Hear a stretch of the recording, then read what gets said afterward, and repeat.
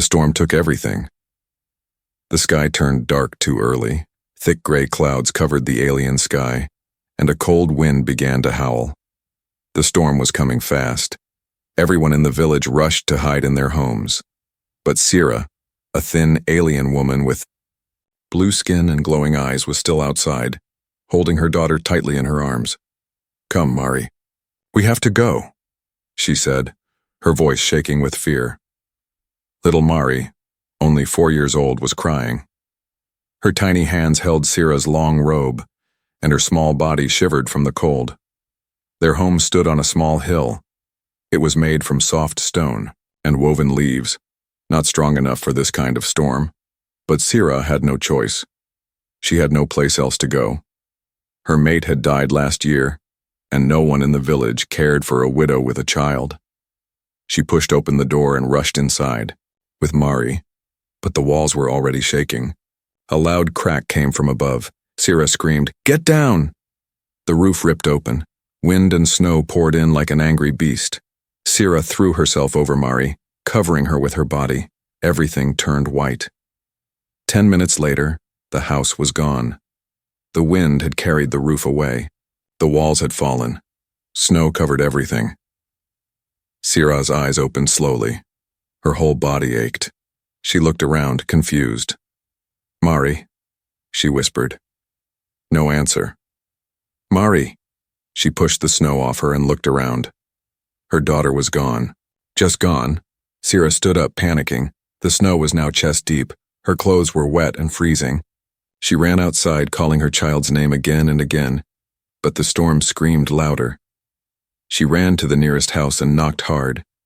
An old alien opened the door, his eyes wide. "Please," Sira cried. "My child is lost. Help me." He shook his head. "Storm's too strong. Go away." The door slammed in her face. Sira couldn't believe it. She tried another house, then another, but no one helped. Doors stayed closed. Lights went out. She was alone. Snow covered her feet, her knees. She kept walking, shouting her daughter's name. "Mari, Mari."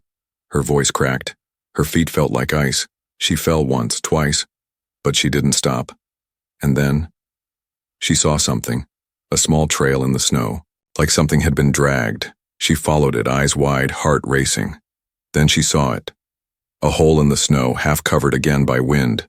She screamed and ran toward it, but just as she reached, the ground gave way, and she slipped, falling, flat. Miles away, a human named Jack was walking through the icy forest, dressed in a thick coat. He had lived alone in a cabin for 3 years, far from human colonies. He liked the silence, but tonight something was different. He heard something, a cry. At first, he thought it was the wind. Then he heard it again. A soft, high-pitched sound, like a child. Jack froze. That wasn't the wind. He grabbed his flashlight and walked faster through the snow. Soon the sound came again, closer this time. Then he saw it, a tiny hand sticking out of the snow. Holy hell. Jack dropped to his knees and started digging. Snow flew as he worked fast. The cold bit his fingers, but he didn't stop. Soon, he uncovered a small alien girl, barely breathing, blue skin pale, lips shaking. "She's alive," Jack whispered. He took off his coat and wrapped it around her. Then he picked her up and started running back to his cabin. His heart was racing. Who was she? Where was her family? But Jack had no time for questions now. He had to save her. Back near the hill, Sira was still crawling through the storm. Her hands were frozen, her legs were weak, but she didn't care. "Please," she cried to the wind, "don't take her from me." She didn't know someone had already pulled her daughter from the snow. She didn't know a stranger had saved her child's life. She only knew the storm had taken everything. Her home, her strength, and maybe her daughter too. Jack kicked the door open with his boot, snow falling from his shoulders as he rushed inside his wooden cabin. He placed the small alien girl gently on the warm rug beside the heater. She didn't move. Her body was stiff, skin pale blue, and her eyelids barely twitched. Hey, stay with me, kid," Jack said, grabbing a towel and rubbing her tiny hands. Her clothes were soaked and icy cold. He lit the second heater, then wrapped her in thick blankets and placed a hot pad near her chest. His heart beat fast. He had seen war, death, and even lost his own daughter years ago, but something about this small alien child made him feel alive again. She coughed, just once, and a tear rolled down her cheek. "You're going to be okay," he whispered. "You're safe now." Jack ran to the kitchen and poured warm broth into a cup, then came back and lifted her slightly. "Just a sip," he said, slowly touching the cup to her lips. She sipped weakly, her throat moving, then whispered something. "Ma, Ma." Jack leaned closer. "What? What's your name?" Her lips trembled again. "Mari." He nodded. "Okay, Mari, I'm Jack." She opened her eyes just a little. Her eyes were large, glowing faintly violet, full of fear and confusion. But when she saw his face, she didn't cry. She just blinked and closed her eyes again, peacefully this time. Jack sat beside her all night, adding wood to the fire, watching over her like a silent guardian. Outside, the storm roared and howled, but inside, the cabin held its warmth, and the little girl, for now, was safe. Far away, Sierra crawled across the frozen ground, her hands raw and bleeding. Her breath came in short gasps, and her vision blurred, from cold and tears. She had followed the trail as long as she could, but now the snow had erased everything. She reached out to touch a tree for support, and collapsed beside it, her body unable to move anymore. "Mari," she whispered again and again. "My baby." She stared up at the sky. Her daughter was gone. The villagers didn't care. The storm was still angry. And she was dying. She closed her eyes. Morning came. The storm had passed, and the world was quiet. Snow covered everything like a blanket. The sun peeked over the horizon, casting soft gold light over the icy trees. Inside the cabin, Jack woke up in the chair with a blanket still around Mari. She was breathing normally now, her cheeks no longer purple. He stood, stretched, and quietly checked her forehead. Still cool, but not freezing anymore.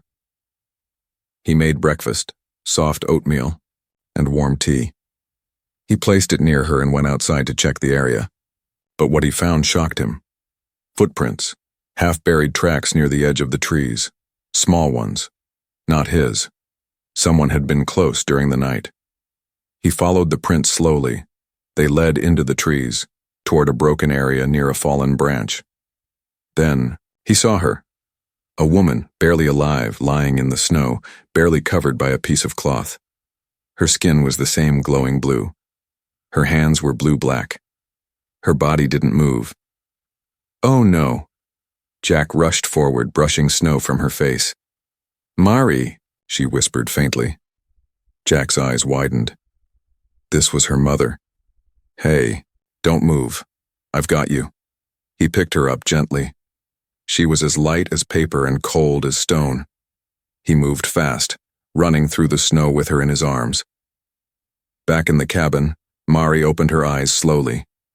The smell of food made her stir, and the warmth made her feel safe. Then she heard something. The door burst open. Jack came in, breathing hard, carrying a familiar shape. Mari sat up, eyes wide. "Mom!" Sierra's head turned slowly. Her vision was blurred, but she knew that voice. She knew that face. "Mari." Tears fell from both their eyes. Jack placed Sierra beside the fire, covering her with blankets. Mari crawled to her, hugging her tightly. "You're safe," Sierra whispered, pressing her face into her daughter's hair. Jack knelt beside them, unsure what to say. He watched as the mother clung to her child, tears freezing on her cheeks, but her heart full. Sierra looked up at him. She was too weak to speak much. But her eyes, those tired, grateful eyes, said enough. This man, this stranger, had saved her child. And now, he had saved her too. Sierra woke up to the smell of warm soup and the sound of soft breathing beside her. Her arms were wrapped around Mari, and her daughter's tiny fingers were holding her tightly, as if afraid to let go again. For a moment, Sierra thought she was dreaming, until she felt the warmth of the fire against her face and the soft blanket around her shoulders. No snow, no wind, no pain, only safety. She blinked slowly, her body sore and heavy, but alive. Her eyes moved across the room, wooden walls, a heater humming softly, a fire crackling. She was not in her village anymore. This was a human home.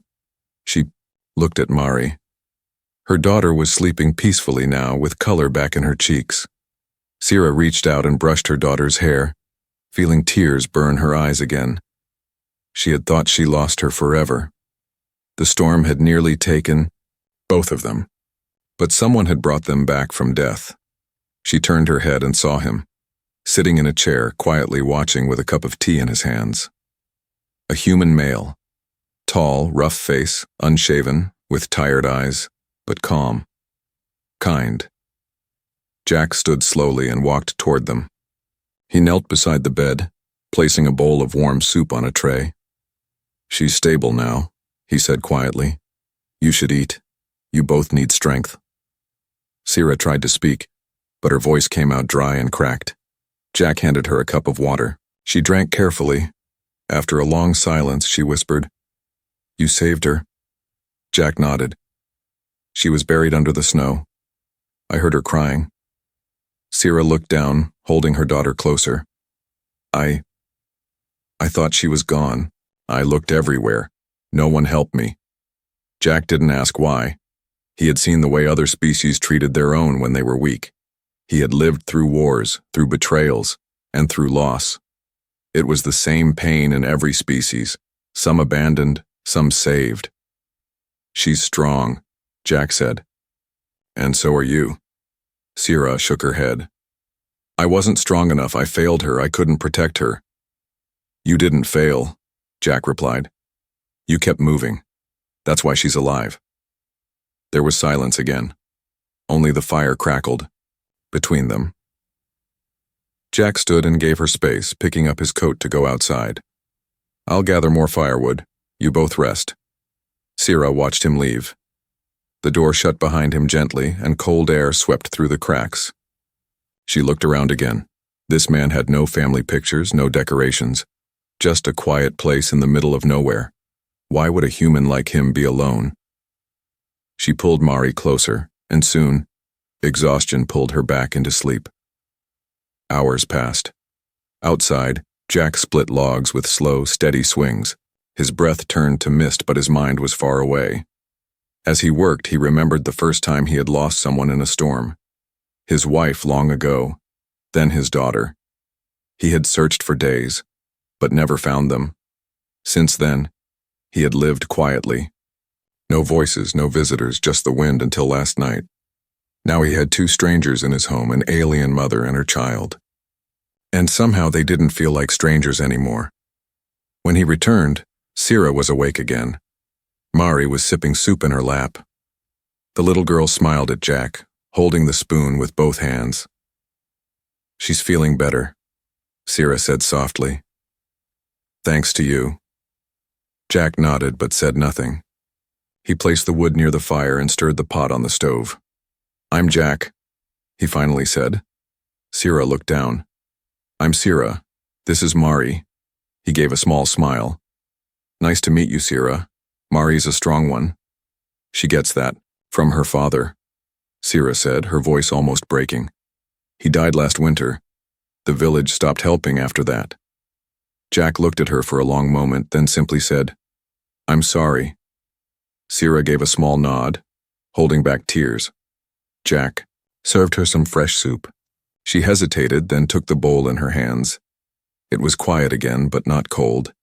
Something gentle had started between them, a connection built not by words, but by survival, by shared pain, and by hope. Later that night, after Mari had fallen, asleep again, Sierra sat by the fire while Jack fixed a broken leg on the table. She spoke without looking at him. "You didn't have to help. Most don't. Jack didn't look up either. I know what it's like. To lose someone. She turned her head toward him. You lost someone too? Jack's hands paused for a second. Then he nodded. My daughter. Years ago. A storm took her. I never found her. Silence filled the room. But this silence was deep. Understanding. I'm sorry, Sierra said softly.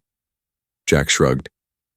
Now I save whoever I can, even if they're not from my world. Sierra's eyes welled up again, but she smiled faintly. Thank you for saving us. Jack looked at her. You're welcome. And for the first time in a long time, the cabin didn't feel empty. It felt like the beginning of something new. Snow still covered the world outside, but inside the cabin, warmth had started to return, not just in temperature but in spirit. Jack's cabin had never seen guests in years, yet now the quiet rooms were filled with the soft sound of a child's giggle and the slow, steady breathing of a mother finally allowed to rest. Sierra woke early, long before the sun. Her back still ached, but the deep pain in her heart had eased. She opened her eyes to see Mari curled up beside her, breathing peacefully, small fingers holding onto the hem of her mother's sleeve. The room was still dim, lit only by the orange glow of the dying fire.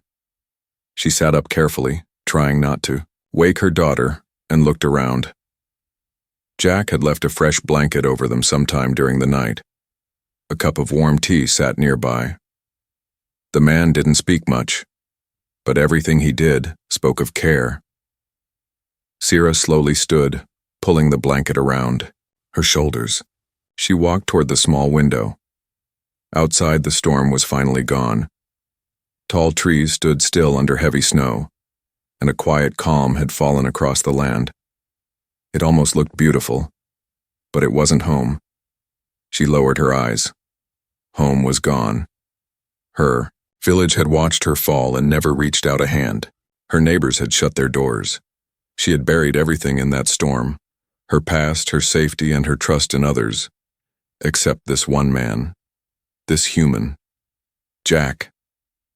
In the kitchen, Jack was already moving, boiling water and preparing a soft breakfast. He looked up as Sierra stepped in slowly, her blue skin still pale but no longer trembling. You're up early, he said. I couldn't sleep, she answered softly, her voice clearer than yesterday. He poured hot tea into a mug and handed it to her. Their hands brushed for a second. She took it carefully. Thank you, she said. Jack nodded. You two should stay a few days. You need time to recover. Sierra looked down. We won't be trouble. You're not. She glanced at him. His words were plain, but the way he said them was different from others. No judgment, no fear, just truth. Mari is feeling better, she added, trying to smile. She slept through the night. She's strong, braver than most adults I know. Sierra looked down into her tea. She shouldn't have to be. Jack didn't answer. He just returned to the stove and stirred the pot in silence. That silence didn't feel heavy. It felt natural. Later that morning, Mari woke up to the smell of food. Her eyes lit up as she saw her mother standing. Mama, she called, jumping into her arms. I'm here, Sierra whispered, hugging her tightly. I'm right here. Jack placed 3 bowls on the small table. Oatmeal and berries, he said. Not much, but it's warm. Mari ran to the table and sat with excitement. She had not smiled like this in weeks. As they ate, Jack watched the little girl talk in half sentences, pointing to the fire, the window, and then finally to him. She likes you, Sierra said, amused. Jack smiled faintly. I'm honored. She hasn't smiled since her father passed, Sierra said. Not once. Until now. Jack looked down at his spoon. Something in his chest tightened, but he didn't speak. Mari suddenly got up and walked over to him. Without a word, she lifted her arms and hugged his leg tightly. Jack froze, spoon still in hand. Then slowly, he reached down and placed a hand on her back. "You're safe now," he said softly. Over the next 2 days, Jack showed Sierra and Mari how to warm water using the metal stove, how to dry wet clothes by the fire, and how to cook simple human meals. Mari followed him everywhere, curious about everything. She laughed when he showed her how to split wood with a small axe, though he didn't let her near it. Sierra watched quietly. She saw the way Jack looked at Mari, not as a stranger or alien, but with genuine care. He spoke little, but always acted kindly. He repaired a loose leg on the chair, sealed a window draft, and even gave Sierra an extra coat that once belonged to his late wife. One night, as Mari slept peacefully on the bed, Sierra stepped outside and found Jack stacking logs near the side of the cabin. She stood beside him, arms crossed. The stars above were sharp and clear. "You've given us more than we deserve," she said. Jack didn't stop working. "You didn't deserve the storm, or what your people did." She nodded slowly. "But this place feels strange, quiet, but safe." Jack finally turned to her. "I built it for someone I lost. Never thought I'd share it again." Sierra looked up at the stars. Maybe this place was waiting for someone else. He studied her for a moment, then said, "Maybe." And, for the first time in her life, Sierra felt like she didn't have to run anymore. Not tonight. Maybe not ever again. The next morning brought a sharp chill, but inside the cabin, warmth remained. Jack was outside before sunrise, chopping wood quietly as the snow crunched beneath his boots. Inside, Sierra was folding some of the clothes Jack had lent her. They were too big, human-sized, but warmer than anything she had worn in weeks. Mari sat by the fire, drawing on old paper with a broken pencil Jack had given her. She hummed softly, her spirits finally lifting. Sierra looked at her daughter and smiled. She had not seen Mari smile this much since her father died. The little girl had found comfort not just in safety but in the human man who had carried her from the storm. Jack wasn't like other people. He didn't ask questions, didn't make demands. He simply gave what he could when it was needed. As Jack came back inside, arms full of wood, Mari ran to him. "You're cold," she said, and pointed to the snow in his beard. He laughed for the first time in years, a quiet sound that surprised even him. "A little, yeah." Sierra watched the exchange. Something inside her stirred. It was strange. Comfort, safety, and something deeper she couldn't name. "I'll make tea," she said. Jack nodded. "I'll clean the path out front. Storm brought more snow last night." As he stepped outside again, a cold wind swept into the cabin. Sierra wrapped her shawl tighter. Just as she turned back to the kettle, Mari suddenly froze near the window. "Mom," she whispered, "someone's out there." Sierra rushed to her side. There was a figure, barely standing, staggering toward the cabin through the snow. Her heart dropped. It was a woman, an alien, much older, thin, dressed in torn robes. She was dragging herself with the last of her strength. And behind her, barely visible, were 2 small children, twins, maybe, clinging to her arms. Jack saw them too. He dropped the shovel and ran toward them. "Hold on!" he shouted, lifting the old woman into his arms while motioning for the children to follow. They were nearly frozen. No shoes. Hands purple from frostbite. He carried her straight to the cabin, kicking the door open like he had done for Mari days ago. Sierra moved quickly, spreading extra blankets near the fire. "Lay her here," she said. The twins stood silently in the corner, eyes wide, scared and frozen. Mari, without hesitation, pulled her own blanket from her shoulders and wrapped it around one of them. The child flinched at first, then relaxed, leaning into her. Jack checked the old woman's pulse. Weak, but still there. Sierra looked at him. "They were out in that all night?" "Looks like it," Jack muttered, grabbing hot water. "She must have seen the smoke from our chimney." The old woman coughed suddenly and opened her eyes. "Please, don't turn us away." Jack frowned.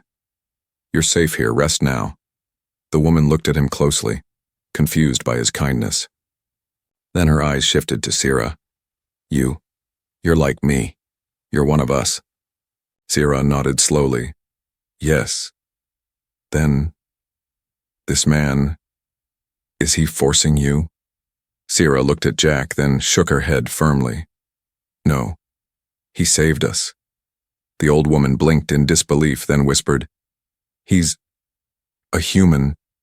Yes, Sira said, gently, but not like the others. That evening the cabin was crowded, but not tense. The fire burned bright. Jack made stew using the last of the dried roots and shared it with everyone.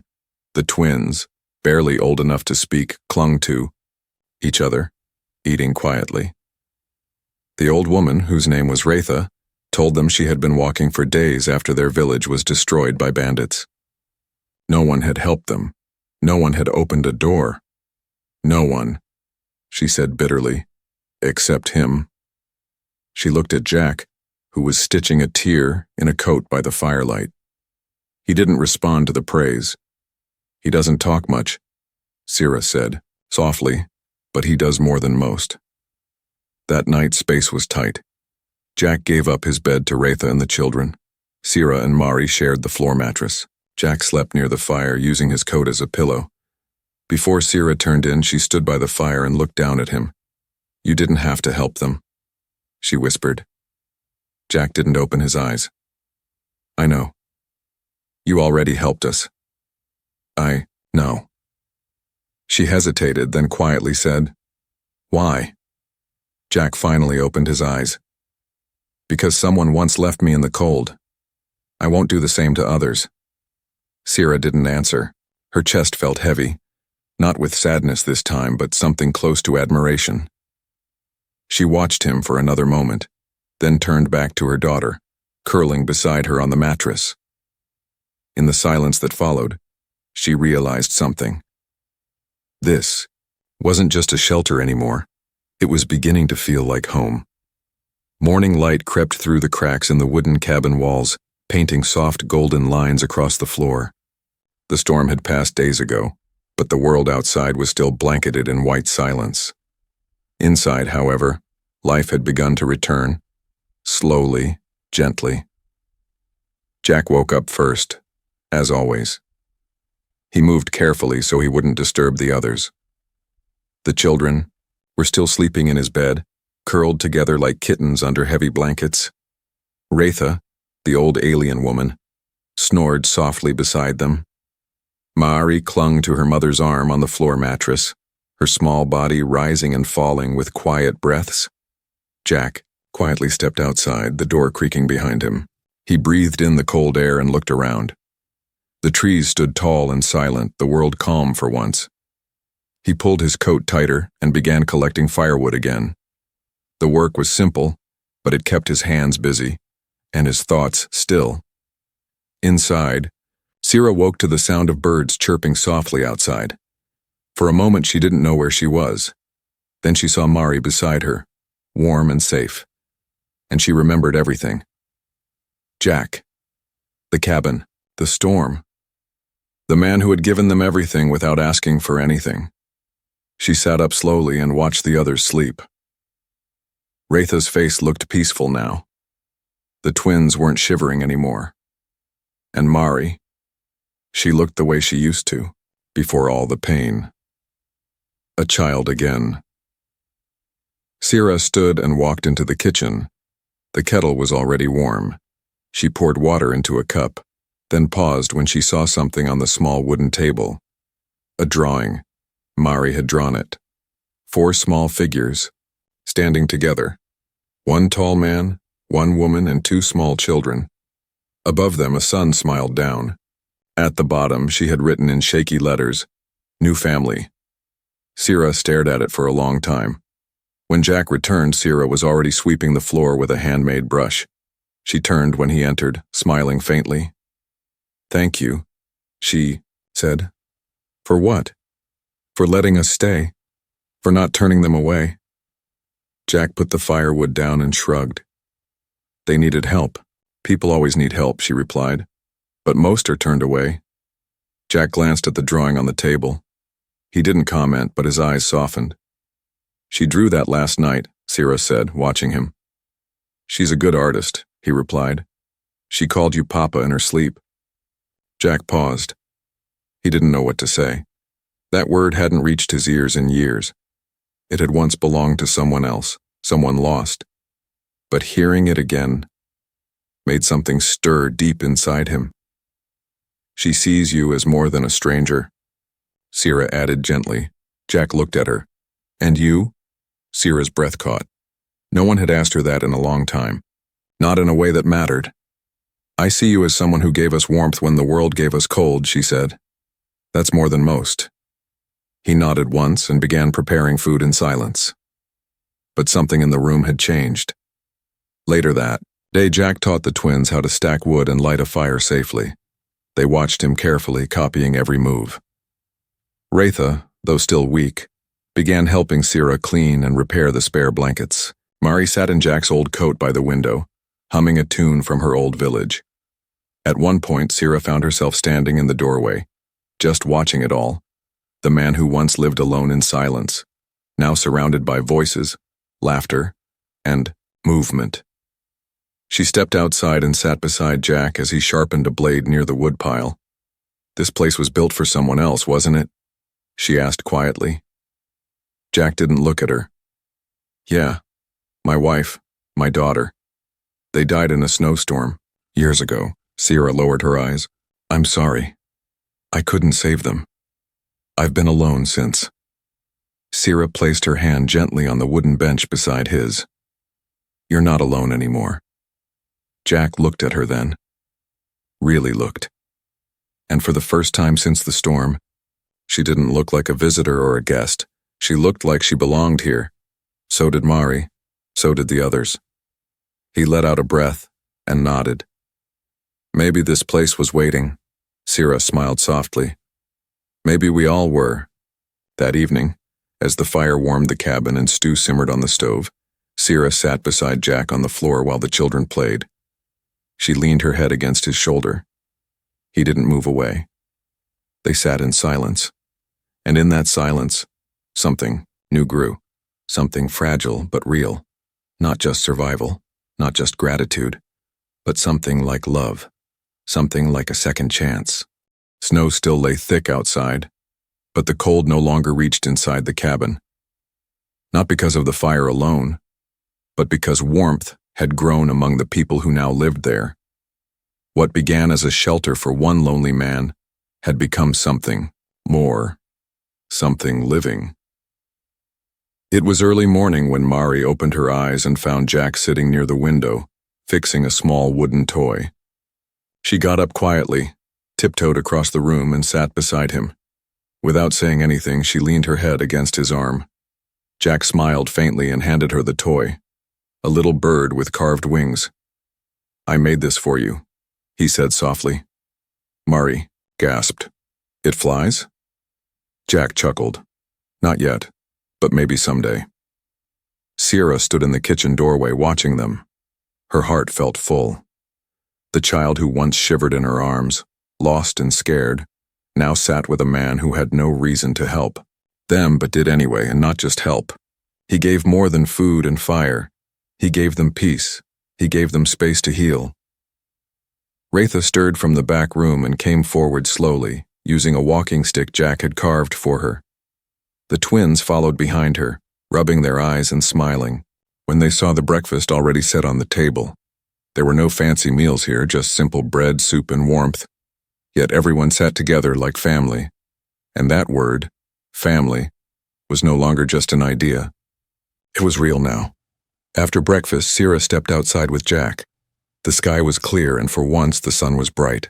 The trees glittered with snow, and the ground sparkled like glass. The cold bit her cheeks, but she didn't mind. She was stronger, now, not because the world had changed, but because she had found safety in it again. Jack handed her a pair of gloves. You'll need these if you plan on staying. She looked at him carefully. Do you want us to stay? He paused. I thought I needed silence, but now, it feels too quiet when you're not around. Syrah smiled. We don't have much to give. You've already given more than you know. She didn't need to ask what he meant. She could feel it in the way he looked at her, not as someone broken, but as someone who had survived. He didn't see her scars. He saw her strength, and she saw his. I'd like to stay, she said gently, if you'll have us. Jack nodded. You already live here. The rest of the day passed like a dream. Raitha began teaching the twins, and Mari old songs from her world. Their voices filled the cabin, soft and strange, yet beautiful. Jack began expanding the back room, building small beds for the children with old wood he had kept for repairs. Syrah helped, learning how to cut and smooth the planks. She laughed when she made mistakes, and Jack didn't mind. Every piece of effort she gave seemed to build something stronger between them. Mari followed Jack around the yard as he showed her how to feed the wild birds. One even landed on her hand and she squealed in delight. Look, Papa, she shouted. Jack froze for a second at the word, but then smiled and nodded. Good job, little bird. Syrah stood at the door and watched. Tears filled her eyes, but not from sorrow. She had lost her home in the storm. She had thought she'd lost her child too. And now, she had more than she ever expected. Not just safety, not just survival, but love. That night, after the children had fallen asleep and the fire glowed low, Syrah sat beside Jack on the floor. I never thought we'd feel safe again, she whispered. Jack looked at the sleeping children, at Raitha resting in the back room, and then at her. I never thought I'd have a reason to smile again. She leaned against him slowly. He wrapped a blanket around her shoulders and placed his hand over hers. Thank you, she said, her voice barely a breath. Jack looked into her eyes. No, thank you. For the first time since the storm, they both closed their eyes, not in fear, not in pain, but in peace. They weren't just survivors anymore. They were a family. And this cabin wasn't just wood and stone. It was home, a new home. And it had truly begun.